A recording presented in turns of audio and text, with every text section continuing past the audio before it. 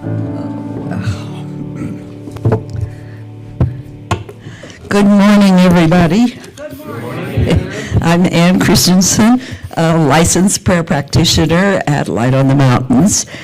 And I am so glad to be here, and I welcome everybody here and everybody out on the online and later on this week. And now it's time to go within. I'm going to take a deep breath. I hope you will too. I know that there is one universal spirit, one infinite intelligence, one divine presence, one creative force. And that force, that presence, is love and joy and beauty. It is peace and harmony, order and balance, goodness, wisdom, intelligence, infinite abundance and perfect health. And I know that for each one of us, that creative force is right inside, right here. And we can all get in touch with it at any moment, at every moment. And it's within everything within the universe. And I particularly love the fact that I know that peace and harmony are within each one of us and with everyone else. And I give thanks for this. I give thanks for everybody who makes this community work so well. I give thanks for all of our volunteers. I see new volunteers making coffee, and I know that there's somebody in the kitchen handling the microphones and things. And for each and every one, and for Karen and all the love she puts into the flowers, and for Reverend John and his always perfect message, and RL and Max, who give us the great music and help us to get going, and for everybody else who I've forgotten. And I give thanks for all of this, and together we say, and so it is. This morning, I'm going to read something for today from 365 Science of Mind, a year of daily wisdom from Ernest Holmes, which Reverend John just gave to me. Sorry. I am free with the freedom of God. Stand fast, therefore, in the liberty wherewith Christ hath made us free. That was from Galatians. This is an old book. We all wish to be free, but at the same time, we should realize that liberty is not license.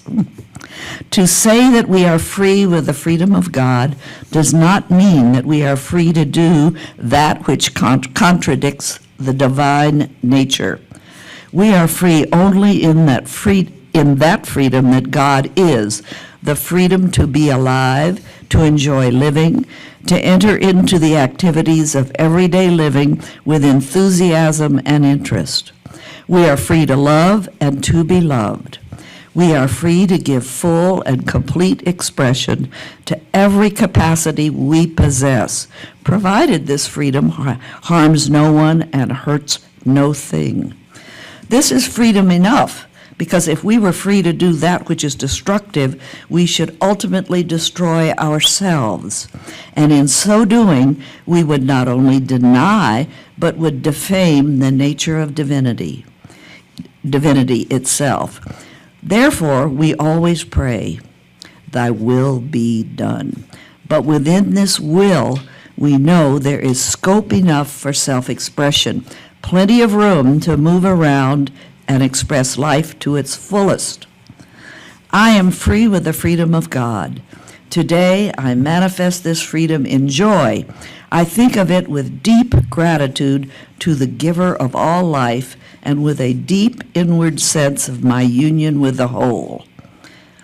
In my own will and imagination, I see myself free, complete, and perfect. I feel back to the center of my being, which is God, and affirm that his freedom is my freedom. And I include my own physical body in this freedom, as well as every activity in which I am engaged. I expand my consciousness and invite new experiences, knowing that they shall be greeted for me by the same power that makes everything. I enter into this freedom with complete abandonment, with the feeling that all things are working out well, and with the deep and sincere desire to live so that my freedom shall be imparted to others, that we may all feel that we are in partnership with the infinite. That was a great reading, John. Thank you. Now it is time to do the affirmation, which is on this insert right here in red. And we need to do it together. So let's do it. I express as the spiritual principle of freedom with the intention of realizing the greater good in all that I do. And now, good, wonderful music. Thanks, Anne. Good morning. Thank you, RL. Good morning, everybody. For those who have not met, I'm Reverend John. Good morning, everybody at home. For those that are here first time, we have a lot of people at home in their bathrobe. And I think they have it figured out a little bit better than we do.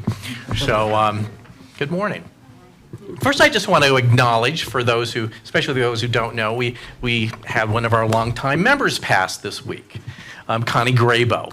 And she was pretty amazing. And I think what the thing I enjoyed most about Connie was the running joke that nobody knew how old she was. And I find it even much more fun that she officially allowed her age to be released upon her death.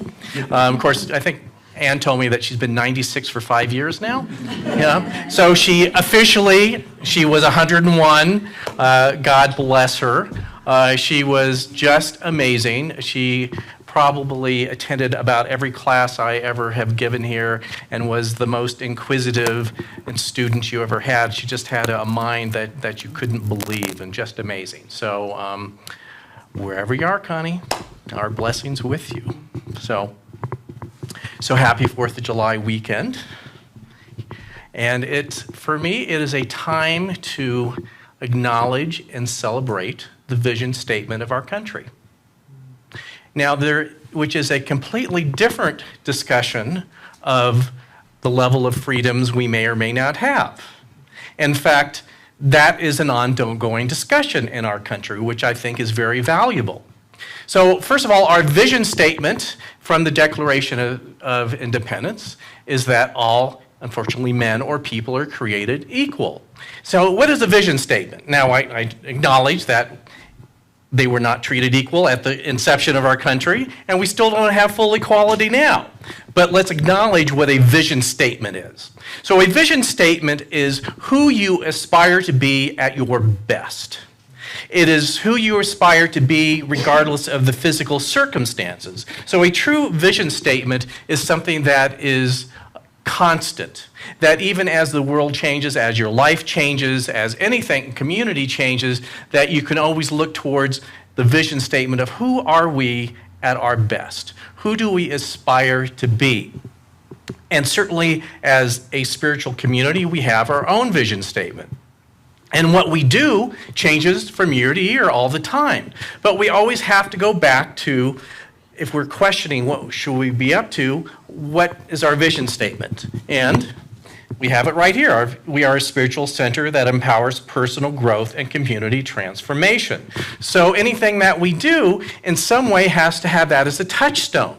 Yes, I know last week's barbecue you might say, well, was that community transformation? Well, actually, after not being together for like 3 years in a public event, I'd say that was community transformation. I think everybody was, we pushed out over 70 burgers last week. Sorry, no burgers this weekend. They were last weekend. And to me, that, in a sense, is community transformation because we came together. So we look at our vision statement as a nation, that all people are created equal. And I think the real miraculous nature of that statement was that it was created in a world that did not recognize the equality of just about anybody. So let's go back on the Wayback Machine to the 18th century. And that was a revolutionary thought, that people could be equal. And of course, the irony of it is that our founders really didn't see everyone as equal. Isn't that interesting? So first of all, the statement, all men are created equal, obviously did include women.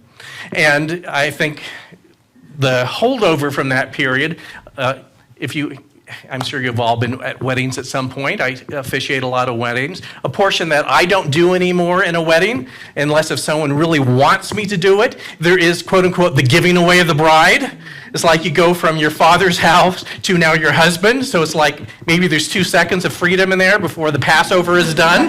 I don't know, it's like, enjoy it while you can, as you're walking over.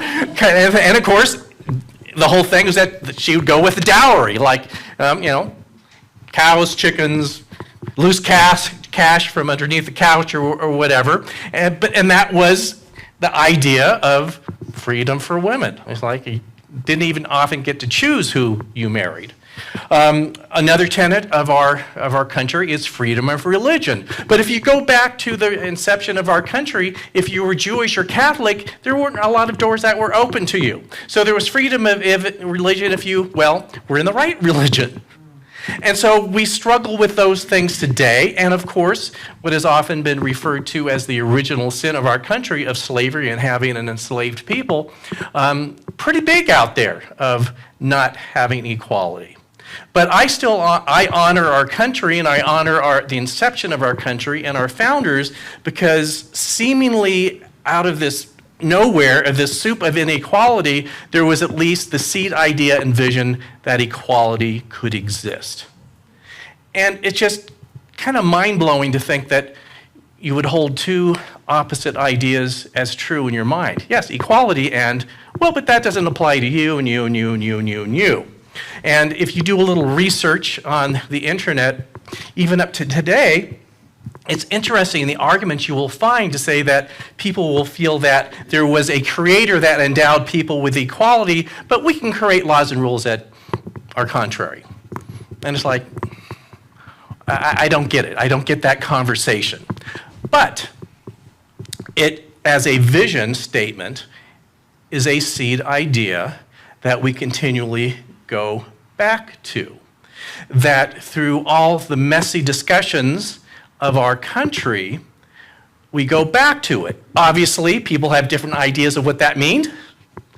And I think we do ourselves and our children disservice when we teach the history of our country as kind of a, Pollyanna, white lighter kind of, it just kind of happened kind of nice with unicorns and mermaids and fairies, and that I think we need to know and teach that it was messy. Because imagine if you're, a teenager now and you were taught that it wasn't messy, and you're looking at the world now in our country, it is messy. You would think, well, when did it become messy? My history book told me it was really so nice and easy and people kind of got along. Oh yeah, there was a civil war, but they got over it. And, but now it's messy. So messy is part of who we are in a sense. Doesn't mean that it always has to be who we are, but we shouldn't be alarmed that the discussion today is messy. And we go through hills and valleys of it where kind of thinks we're going ahead, and then it seems like we're kind of going back a little bit, and that's part of this discussion. So as we move forward as citizens of this country, first of all, it is so easy to get angry, and it's so easy to get all sorts of things, but the idea is, in our country and in our lives, to always take us back to what's the seed idea we have here. What do I want in my country? What do I want in my community? What do I want in my life? What is that vision statement or idea that I live by? Because here's an interesting thing. So if you allow yourself to stay stuck in the energy of messy, you feel pretty messy. If you allow yourself to elevate to the level of the vision statement, something happens internally that transforms you. And so I'm not saying we just sit around and contemplate vision, because we live in a physical world where we have to do physical things. But if you go out in the world to do a physical thing, it's going to be a bit different if you're coming from a higher sense of vision as opposed to a lower sense of it's all busy, all messy, and it's never going to get better. So that is part of the challenges of not only today, but throughout the entire history of our nation, to focus on that higher energetic level of vision and have that as our guide, and you still go out in the world and do the things you need to do. Again, we don't sit around and just do that. That you have to come from a place of higher vibration and vision, or as often I'll say, that it's not what you pray for so much as what you pray from. What is the energy and belief that you're praying from, as opposed to, in a positive way, as opposed to, oh my God, I don't think anything good can happen here. It's all, I just need to move to Canada. And of course, I've read a lot, on the internet, Canadians don't want us. So it's not a viable option. You can go visit, but they want us to go home. And with a lot of nice places, we think, I'm going to run away to there. They don't want us there either. So that tells us to clean up our own mess right here and make it a place where people continually want to come here, as opposed to think, oh, that's a mess, let's go somewhere else. But again, no one wants us. So we have no choice but to clean up our mess right here and right now. And as I've talked a lot in the last few months, this is the point of history, I believe, that we're doing it. This is a time where all the messiness and ickiness and things that we don't want to see and admit that's there, it's there. And at times it's going to seem that it gets worse before it gets better. Why is that? I don't know. But that just seems the way that it is.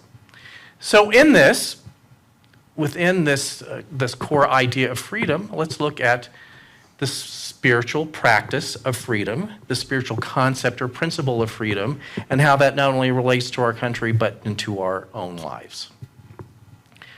So within the principle of freedom is, many of you have heard this, to say that we are always at choice in our lives. Now, if you're having a lot of trouble in your life right now, you would be, but John, wait a second. I have got proof and evidence that I have no choices. That there's these terrible things happening to me, either financially or in my personal life, or I have a distressing physical diagnosis, and I just don't see how I'm always at choice. The reason why we fall into that is that we don't quite understand fully what that spiritual principle means. We are always at choice, but the choices that our human ego would prefer are not always available. We like to think that to say that we are always at choice means that what I want to have happen on an ego level is available right for me right now. And it isn't always. So we have to rethink, what does it mean to say you are always at choice?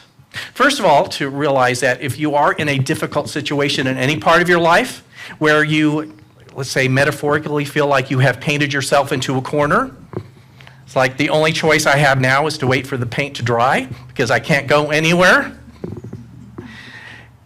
What led you to that point was literally thousands of choices and decisions.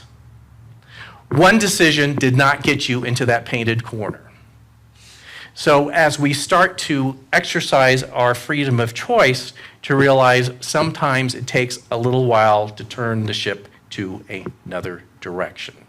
In fact, if you, again, metaphorically feel like you are painted into a corner, again, the first choice can simply be to wait until it dries before moving forward, because you're going to make an even bigger mess if you try to go across the room on that wet floor.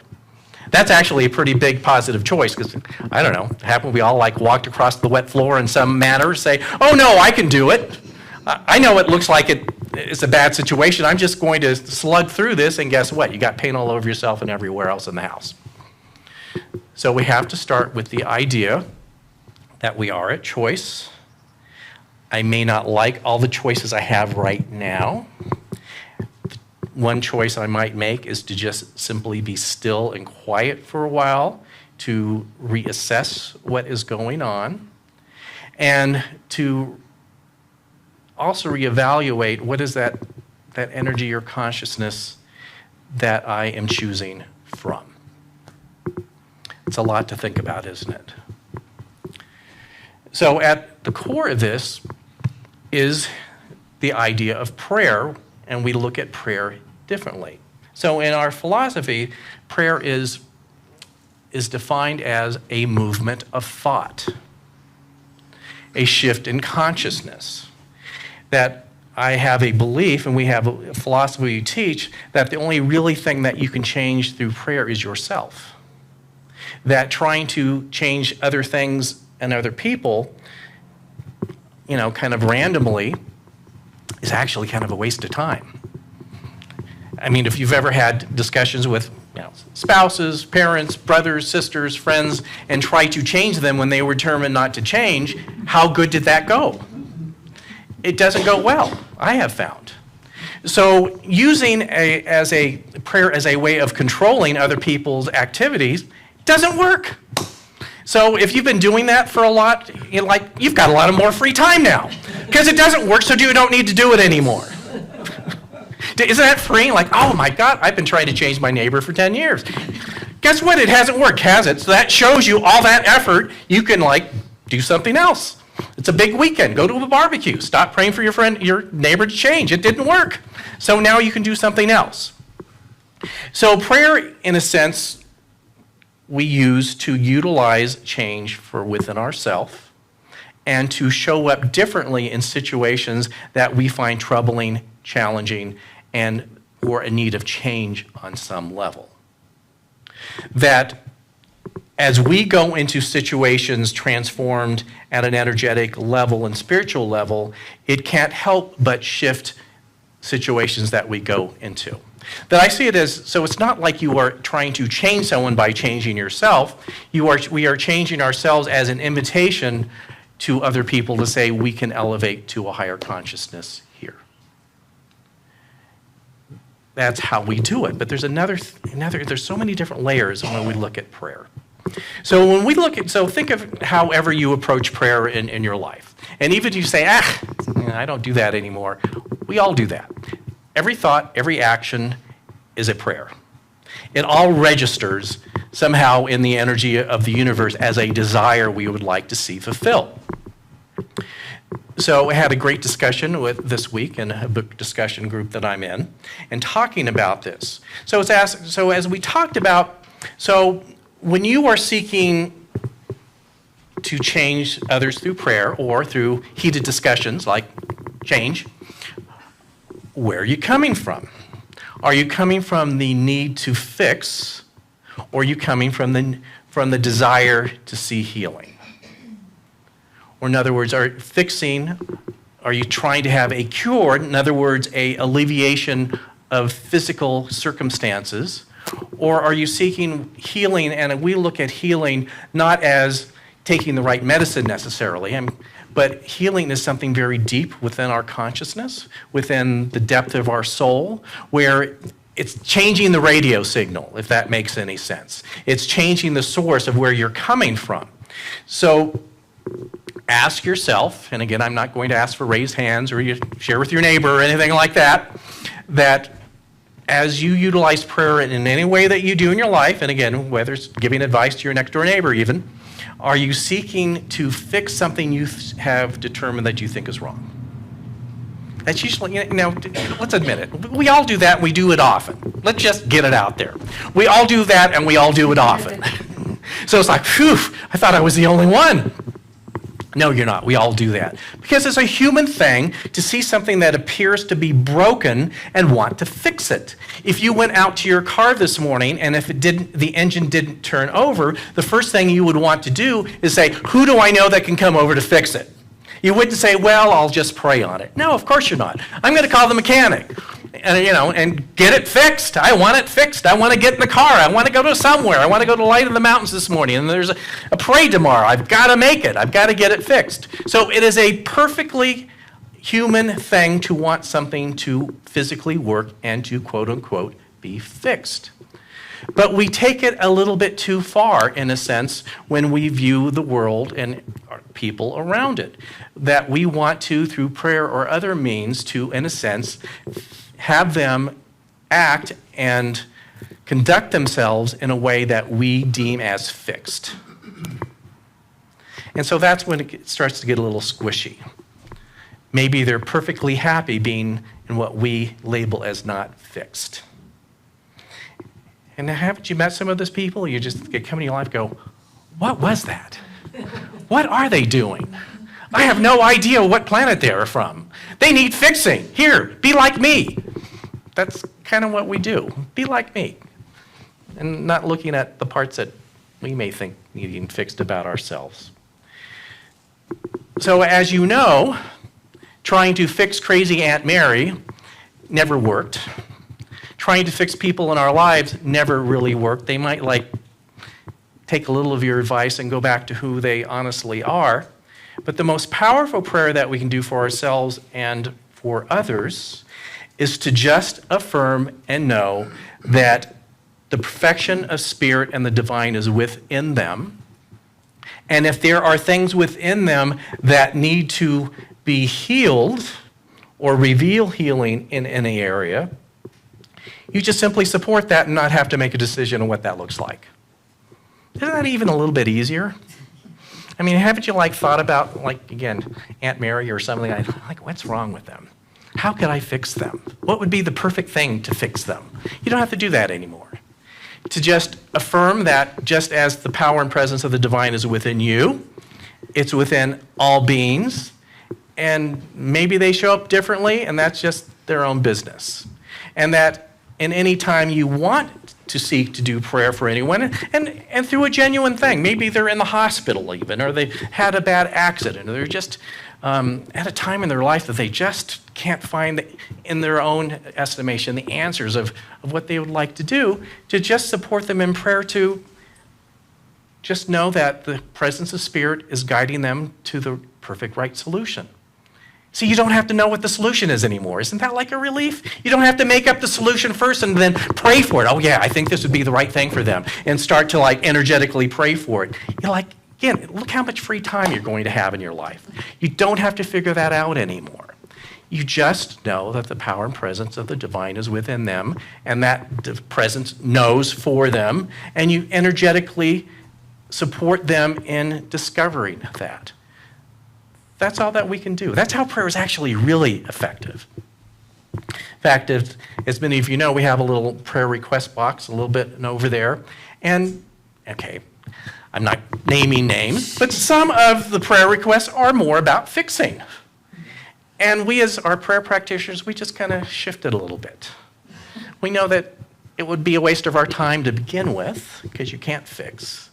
But we shifted to something of just supporting the highest good for them, whatever that is, in their own path. So it's pretty easy. It's almost like only one prayer request you have to memorize, really. Just it. To support people in their highest good in whatever they're doing. So that's really it. And to always keep in mind that you're going to, what's the core idea? What's the core vision that we are living by here? And to know that as we all focus on that, there's something that happens in an elevation of our consciousness. That the things that we are barraged with that seem to be needing fixing in the world, we know still need to have something happen, but we're not just downtrodden with it.